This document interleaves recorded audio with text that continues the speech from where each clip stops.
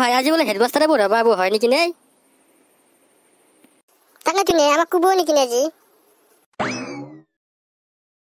good morning sir তোমালোকৰ ৰুমটো ইমান গোন্ধাই আছে ৰহা মই এইমাত্ৰ আহি আছো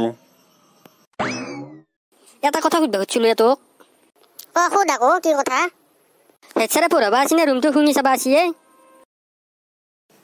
একদম মনে মনে চুপচাপ বহি থাক আৰু মন দি শুন স্কুলৰ সন্মুখত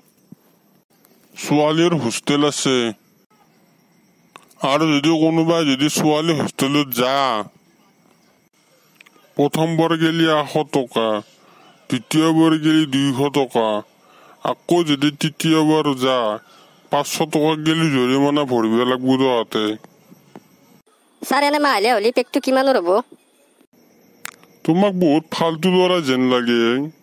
নেক্সট টাইম যদি আকৌ এনেকুৱা ফাল্টুমি কৰা বা আৰু তুমি কাণত ধৰি আঁঠু কৰি থৈ দিম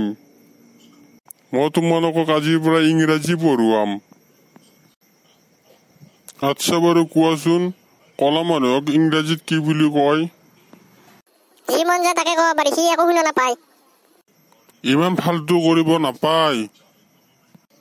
তোমালোকে জানানে বাৰু মানুহে কষ্ট কৰিলে যি মন যায় তাকে হ'ব পাৰে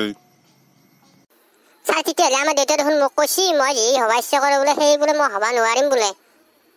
তোমাৰ কি হবৰ কাৰণে মন আছে মোৰ লেডি ডাক্তৰ হব মন আছে